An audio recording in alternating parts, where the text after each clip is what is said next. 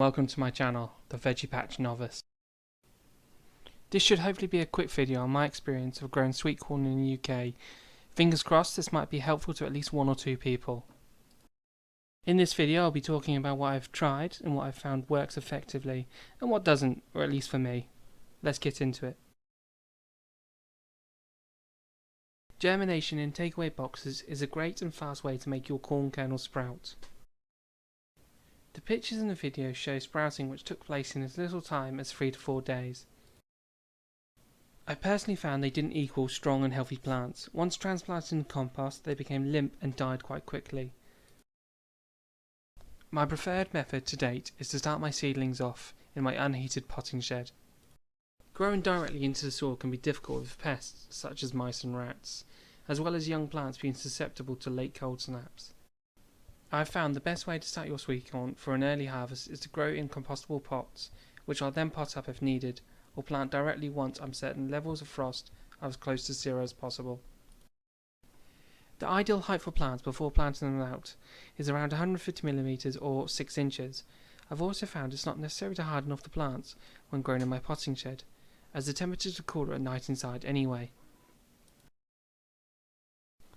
Due to sweet corn being wind pollinated, you'll need to plant your sweet corn in blocks or squares with ample air circulation. I've done a quick diagram to show what I mean. You can also see how I planted the sweet corn last year. Ignore the weeds. A poor choice of location, for example, would be in the corner of a garden, fenced in on 2 sides. Or planting in a line, as this will reduce the likelihood of the corn silks catching the neighbouring plant's pollen. You will also want to limit the species of sweet corn plant to one, or at least not plant them in close proximity, as cross-pollination can change the taste of the corn. I found planting seedlings roughly 1 foot apart, or 30cm, was sufficient enough and still led to a decent crop. Much the same as most of the veggie patch, I just water them ideally every day, unless the rain does it for me. With a little bit of plant feed, nitrogen based, when planted into the ground, helps. This year I've also mulched around the sweet corn with grass clippings in the hopes it will input more nitrogen into the soil. Due to a freak cold snap and a week of sudden frosts, I lost almost half my planted sweet corn.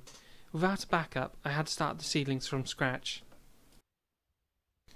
To catch them up and knowing they like warm growing conditions, I started the germination directly in a seeding compost in my seed trays, which I made sure were always full of water. The tray was then put on top of my boiler to heat up the soil. With this method, I had small seedlings within a week and tall plants around 6 inches tall within 2 weeks.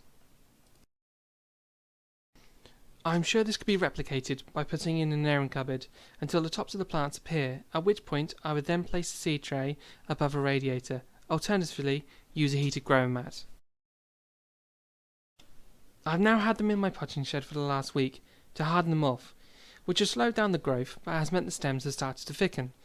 I'll update this video depending on how the plants grow.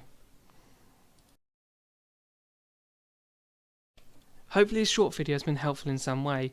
If there is any tips for growing sweet corn you would like to share, let me know and I'll happily test them out. Thank you.